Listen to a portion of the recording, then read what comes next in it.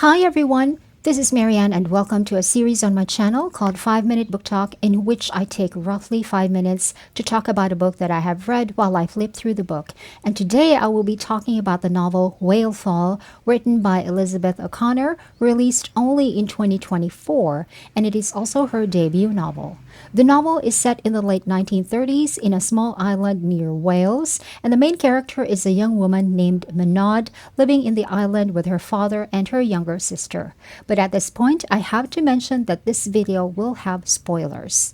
So the story follows Maud and her interactions with her family and the other people living in the island, in which everyone depends on the sea for their livelihood and for their food. This is in the United Kingdom. The climate is completely different from what we know of islands in tropical areas, like in Southeast Asia, for example, where I live. Island life here is hot and sunny all year round and full of life and people and so many things growing on the island, like fruits and vegetables. And there is surfing and beach volleyball and outdoor parties and bonfires. No, the island in the novel Whale Fall is not like that. In Whale Fall, the island is cold and the weather is often harsh and biting, and they are pretty isolated from the rest of the United Kingdom. It is certainly not a tourist spot, to use modern day terms. It is not a happy nor an economically viable way to live, but most of the people living in the island feel that they have nowhere else to go. A few of them move to London and try to make it there, but we don't hear about them at all, except for Manod's former boyfriend, who seemed to be looking for a wife over there, but that is all.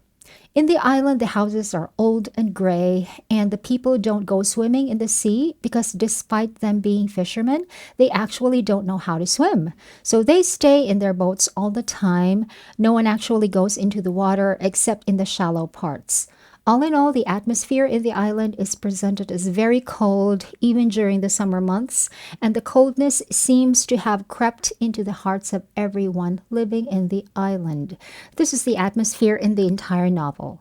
But then, two ethnographers arrive from Oxford University, one man and one woman. The man is named Edward and the woman is named Joan.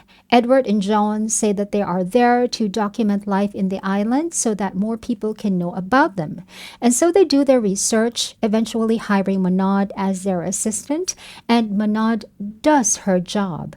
Joan and Edward seemed amiable and kind at the start, and Maud brings them to people in the island that they can interview and take pictures of.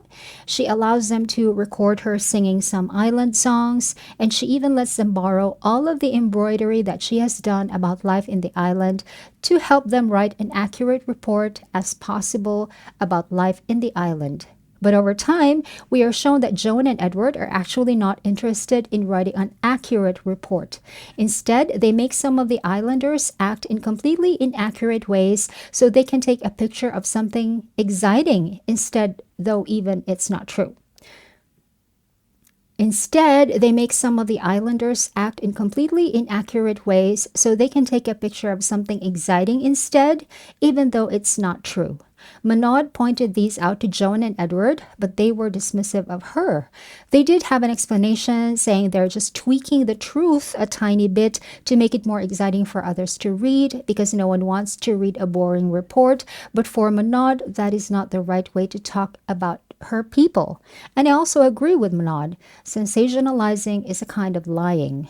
Edward also took advantage of Maud and made her believe that she can go with them back to London as his future romantic partner, which was implied. But Joan and Edward suddenly left without Maud, without any goodbyes, and they did not even return her embroidery to her, which she spent so much time and emotions on. And while this entire story unfolds from beginning to end, we have a whale that was beached and then eventually died on the beach of the island. And that is why the novel is called Whale Fall.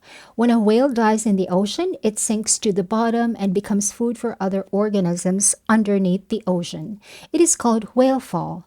In the novel, the whale dies on the island, not in the ocean, and it seems like the island itself has become metaphorical food for ethnographers that just want to turn in a report that is sensationalized, not accurate, so that more people will read it even though it's not true. It brings to mind what some content creators do these days, and even some news channels, just to get views. They sensationalize the truth, in other words. They lie about the truth just so people will view their content, even though it's not true. It is very, very insidious. The novel is very beautifully written, and I read it in one sitting, taking just about 2 hours. I have a video of me reading this silently, and I will link it down below. But it's a very haunting novel and stayed with me for a while afterwards. I highly recommend this novel. You should read it.